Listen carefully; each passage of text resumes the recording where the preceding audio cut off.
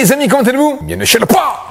Bon les filles, aujourd'hui on va traiter l'intérieur de l'R8. Bon, alors comme tu le sais, c'est une voiture qui a déjà quelques années devant elle, puisqu'elle est de 2009. Apparemment, l'intérieur n'a jamais été traité. Alors, donc ne prends pas cette vidéo comme un tuto de nettoyage à l'intérieur, parce que j'en ai fait des vidéos et des vidéos, mais c'est surtout comment traiter son intérieur. Parce que là, en fait, si tu veux, je vais traiter les cuirs, je vais traiter les plastiques, et je vais traiter aussi le carbone, l'aluminium, parce que tu as pas mal de matière dans le véhicule. Et donc du coup, c'est un véhicule qui a été nettoyé, mais pas traité. Je vais te montrer. Donc voilà, comme tu peux voir, elle n'est pas vraiment sale. Juste un coup d'aspirateur, et basta terminé. Parce qu'il y a des bouches de vieille qui vont dire, Padre, elle est propre. Oui, je l'entretiens souvent. Donc là, pareil, comme tu peux voir, les cuirs, ils ont une apparence propre, mais ils sont pas si propres que ça parce qu'on a une petite pellicule grasse. Donc du coup, je vais faire le tableau de bord, tout le cuir, les sièges, le volant, etc. Donc là, comme tu peux voir, on a pas mal de carbone sur la voiture et notamment au niveau des poignées. Et donc le problème, c'est bon, là tu le verras pas, mais j'approche la caméra si tu veux. J'ai pas mal de micro-rayures dues justement au frottement des mains ou alors les bagues, les ongles, etc. Donc du coup, ce que je vais faire là, je vais faire un polissage pour corriger le carbone, enfin le vernis du carbone, et ensuite on va le traiter. Tu peux mettre une céramique, tu peux mettre une cire, tu peux mettre un scellant, tu peux mettre un QD, bref, tu peux mettre ce que tu veux. À partir du moment que c'est une partie vernis, tu peux mettre ce que tu veux. Là, comme tu peux voir ici, on a de l'aluminium brossé. Donc du coup, pareil, je vais le traiter avec un polish spécialement dédié pour l'aluminium, pour leur donner une apparence plutôt d'origine. On a aussi quelques griffures, donc du coup, logiquement, avec le polish, ça devrait s'estomper. Et puis là, ici, on a du plastique. Voilà, donc on va traiter le plastique, l'aluminium, le carbone, le cuir. Et puis évidemment, les tapis et la moquette.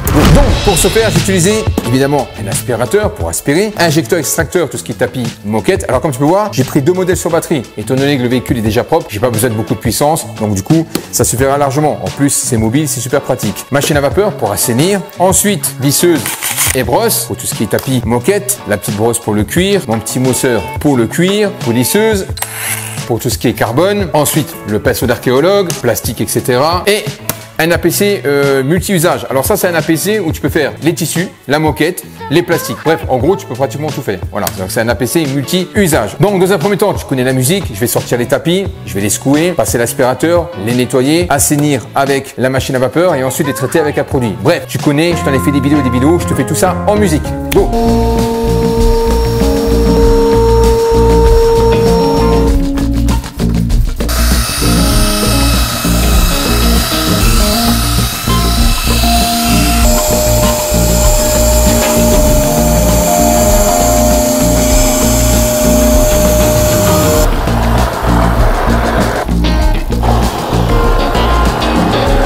Bon voilà, les tapis sont faits. Maintenant, évidemment, on va passer l'aspirateur sur la moquette. Une fois que ça c'est fait, j'attaque l'APC sur les plastiques. Une fois que les plastiques sont faits, on attaque le polissage sur le carbone.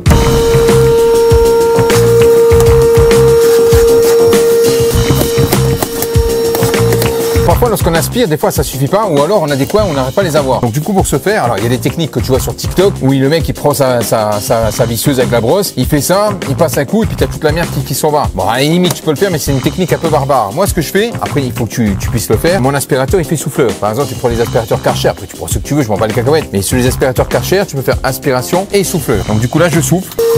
Voilà. Donc là, tout ce qui est dans les angles où j'arrive pas à l'avoir, ça se barre et ça vient vers ici. Voilà. Voilà, maintenant tout ce qui était dans les recoins, c'est venu au milieu, puis j'ai juste à faire ça. Voilà.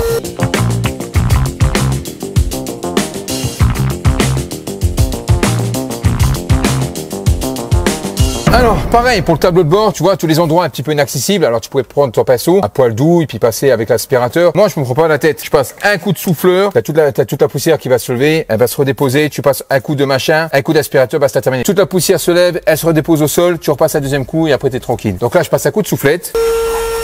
Voilà. Pour les bus d'aération, c'est génial. Allez, un coup de soufflette. Ok. Maintenant, je repasse un coup d'aspirateur. Tu vois là, il y a toute la poussière, je sais pas si tu le verras. Toute la poussière qui est en train de retomber au sol. Et on y va. Après, si c'est vraiment nécessaire, rien ne t'empêche de prendre ton pinceau doux et puis de repasser encore un petit coup. Tu vois, bon là, j'en ai pas l'utilité. Allez, on fait les plastiques. Bon, pour les plastiques, tu connais la musique. Un coup d'APC sur tes plastiques, évidemment. Alors que je me répète, c'est un APC multi-usage. Donc, si tu t'en fous sur la moquette, aucun problème. Ensuite, tu prends, enfin ça tu connais, hein. Voilà. Tu prends ton pinceau. Alors, essaie de privilégier des pinceaux avec des poils de sanglier. C'est le meilleur. Voilà. Et puis après, tu fais, bon, tu connais, hein. Je t'ai déjà fait des vidéos. Ok, donc là, dans un premier temps, on va nettoyer, sécher. Et après, une fois qu'on aura tout nettoyé, à la fin, on va traiter. Donc, on est obligé de nettoyer pour traiter. Même si c'est pas beaucoup sale, t'es obligé. T'as pas le choix.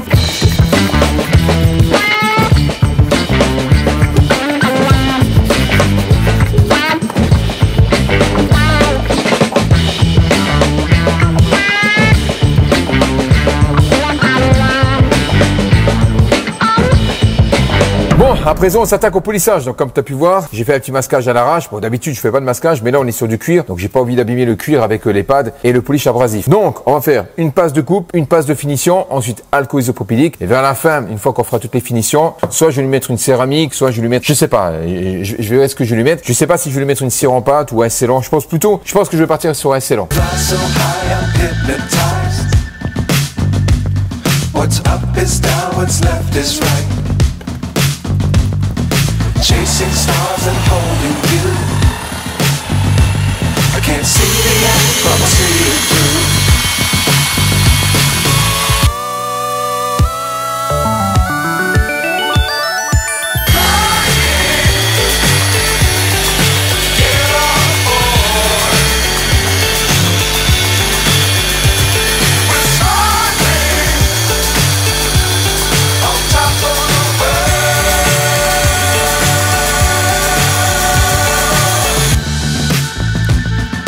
Dangerous times don't fly too high.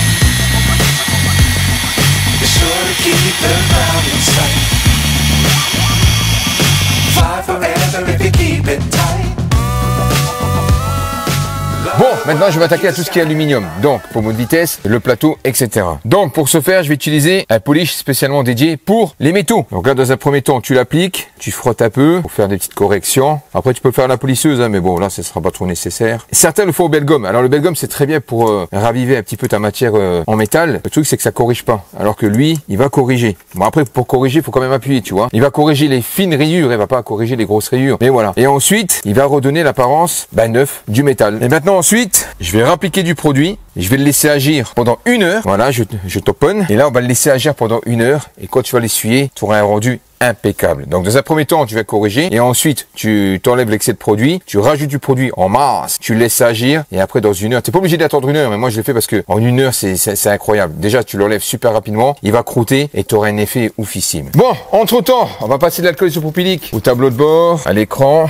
Voilà. Le temps que le polish agit. OK. Et les compteurs.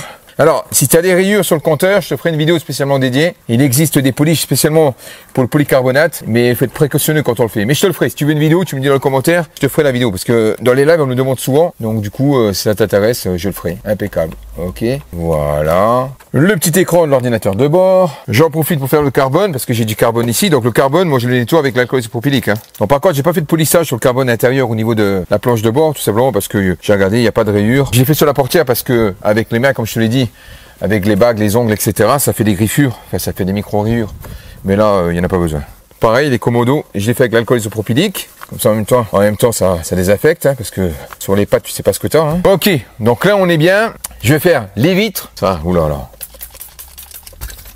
Et ici, toi. Donc, je te l'ai dit, je vais faire les vitres intérieures. Ensuite, on va attaquer le cuir. Je vais retirer le polish que j'ai mis sur le pommeau. Après, on va traiter les cuirs. Donc, d'abord, je vais les nettoyer. Après, on va les traiter. Ensuite, on va passer un scellant sur le carbone. On va protéger tout ce qu'on a fait. Après, je vais mettre un petit coup de brosse sur le tapis, sur la moquette. Avant ça, je remettrai un coup d'aspirateur s'il faut. Et après, je vais le traiter avec un produit imperméabilisant. OK. Et après, on traitera comment on appelle ça? Les plastiques.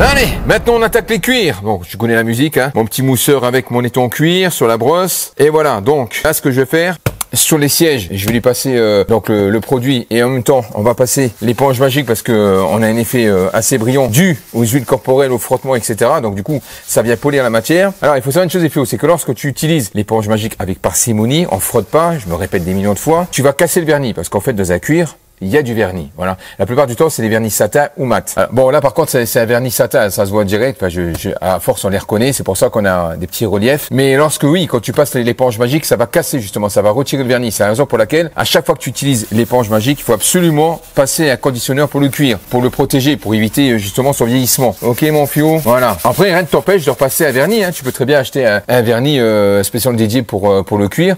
Par exemple, moi, je vais chez, bon, je sais pas de la pub que j'en fais, mais j'aime bien leur site. Je vais chez Folk, j'aime bien cette marque et j'utilise leurs produits, quoi. Voilà. Donc du coup, si tu veux, un jour je te ferai une vidéo sur les vernis et comment. De toute façon, je vais faire une vidéo sur les réparations des cuirs, hein, t'inquiète pas, elle va arriver cette vidéo. Voilà. Donc c'est la raison pour laquelle, lorsqu'on vient utiliser l'éponge magique, on vient matifier.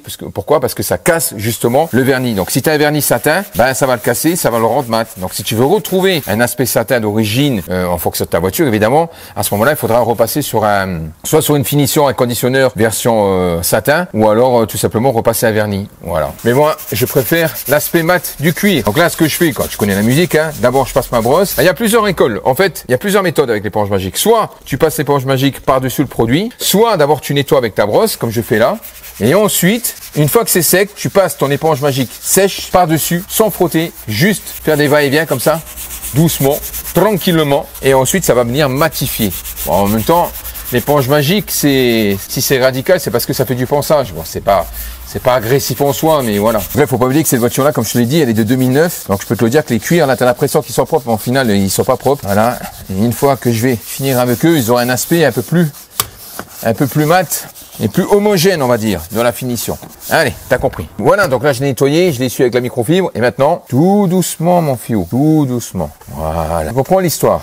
Tu vois, je frotte pas. Voilà, donc là, je vais venir matifier mon cuir. De toute façon, je veux dire, au bout de quelques années, le vernis que tu as mis là-dessus, avec le mélange de l'huile corporelle, etc., il fait plus son effet. Honnêtement, il fait plus son effet. Donc du coup, c'est pour ça qu'il y en a qui crient roulou lorsque je fais ça. Arrête 2 secondes, mon fiou. Hein, l'huile corporelle, il s'est mélangé, on a poli. Voilà, donc là, tout ce que tu vas retirer l'excédent de sébum ou d'huile corporelle, de frottement, etc. Et ce qui fait que bah, ton vernis va se barrer avec parce qu'il s'est mélangé avec la crasse. Donc du coup, il ne sert plus à rien, ton vernis.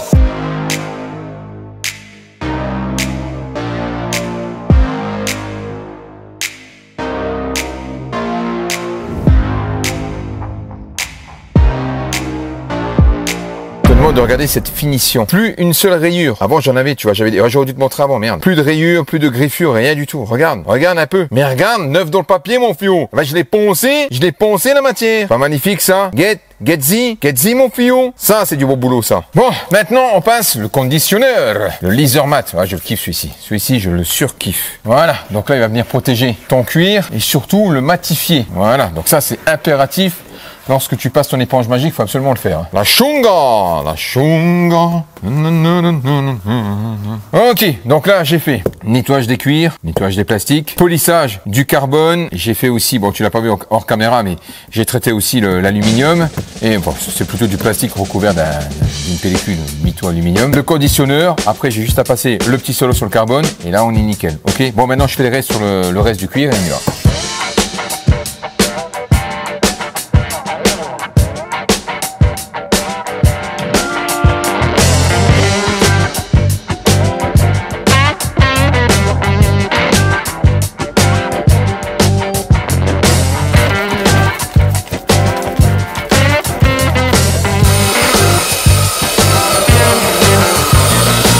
Maintenant, on protège les plastiques.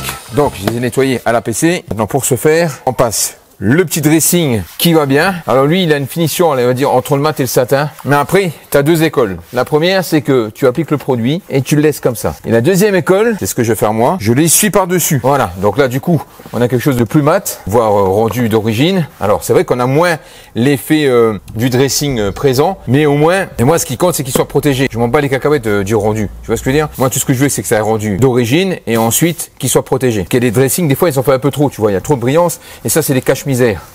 Voilà, donc là tu vois, on le voit quasiment pas.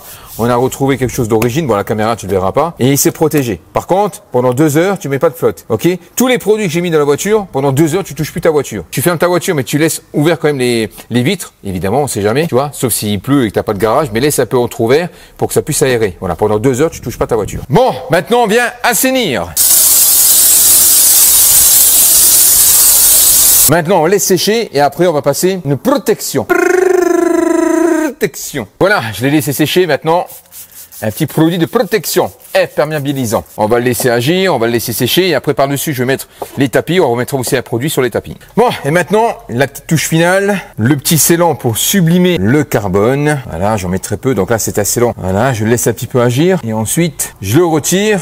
Et on est bien. Je le retire. Alors, je te conseille ce type de microfibre, c'est génial. Honnêtement, pour la finition, c'est vraiment, en plus, c'est super doux. T'as une belle finition. De toute façon, tous les produits, je te mettrai dans la description. Hein, ne t'inquiète pas, mon fillot. Bon, après ça, c'est pas nécessaire, hein, mais au moins, une fois que t'as fait un polissage, protège quand même ton carbone, surtout si tu laisses ta voiture à l'extérieur. Donc, le mieux, c'est de passer quand même un petit scellant, même un QD, mais bon, le mieux, c'est de passer un scellant. Ou alors une wax, tout simplement. Ou encore, une céramique. Alors, l'avantage de la céramique, c'est que ça donne une bonne protection. Le problème, c'est qu'en finition, c'est pas ce qu'il y a de mieux. De toute façon, là, je me répète, mais la céramique, elle est pas là pour donner une belle finition. Elle est là surtout pour protéger. Donc là, ce que je veux, c'est une protection plus une belle finition. Et là, comme tu peux voir, bon, je sais pas si la caméra va lui rendre hommage, mais c'est juste une dinguerie. Là, on est magnifique. Fini. Bon, voilà, elle est terminée. Comme tu as pu voir, faire l'intérieur d'une voiture, ça prend du temps. Parfois, ça met même plus de temps de faire l'intérieur qu'à l'extérieur. Enfin, tout dépend de l'état. Après, là, on est dans une étape vraiment de detailing. On n'est pas dans une étape de lavage traditionnel. Là, on est vraiment dans une étape plus ou moins poussée. Après, j'aurais pu pousser le vis encore plus loin en démontant des éléments, en sortant les sièges, etc.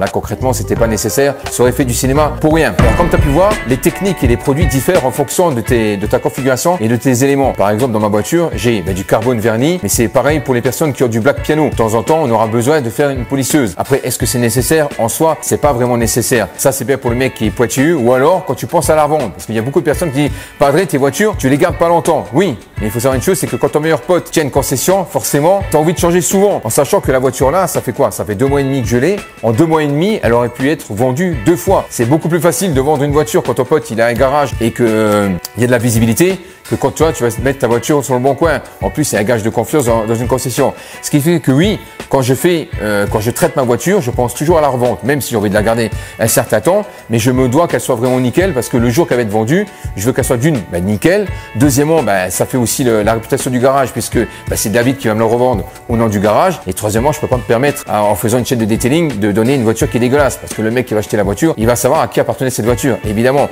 Donc pour les personnes qui disent, Padre, tu changes tout le temps, arrête garçon, tu aurais un pote qui aurait une concession, tu ferais la même chose. C'est comme les coiffeurs ou les coiffeuses. Elles ont toujours des coupes différentes, des couleurs différentes. Pourquoi? Parce que c'est plus facile pour elles. Là, c'est pareil. Si tu avais ton pote qui avait une concession, tu changeais souvent. Et en plus, ça te donne envie de changer. Donc, tout ça pour dire que oui, ça, c'est pas nécessaire, le polissage, etc.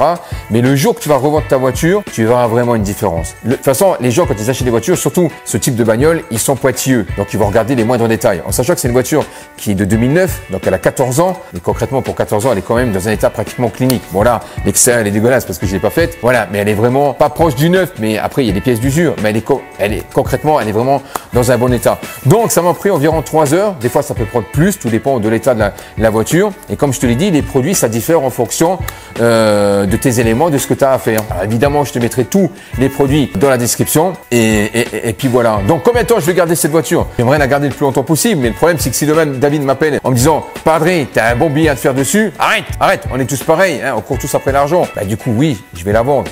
Je vais pas cracher dessus. Mais pour l'instant, j'ai vraiment envie de la garder parce que c'est une voiture que j'aime beaucoup. Et voilà. Et puis j'en prends soin. Mais c'est vrai que j'ai remarqué un truc. À chaque fois que je fais l'intérieur d'une voiture, que je la traite, peu de temps après, elle est vendue. C'est un truc de dingue. Bon, j'espère au moins la garder pendant au moins facilement 1 an, que je puisse au moins en profiter. Voilà. Donc évidemment, c'était pas un tuto comment nettoyer l'intérieur d'une voiture parce que j'ai fait des vidéos et des vidéos. C'était plus pour te montrer les quelques techniques que j'avais pour l'intérieur. J'ai fait une vidéo qui était quasiment similaire quand c'était la Porsche Panamera où j'avais fait justement du polissage sur le noir piano. Voilà. Par contre, le polish spécialement pour les métaux et puis l'aluminium, ça marche super bien. C'est dommage, j'aurais dû te filmer avant, j'avais des petites griffures, des rayures, elles sont parties en 2 secondes. Après, toutes les rayures ne vont pas partir, voilà. Mais là, franchement, c'était des rayures superficielles, donc du coup, c'est passé comme une lettre à la poste. Là, on a vraiment un état nickel. Je suis content, voilà. J'ai passé 3 heures, mais je suis content. En même temps, je partage ça avec toi. Ok, mon fio. Voilà. Donc, comme je te l'ai dit, je te laisserai tout dans la description. Et puis voilà. Pouce bleu, bande de passe, abonne-toi. Embrouille, à la prochaine.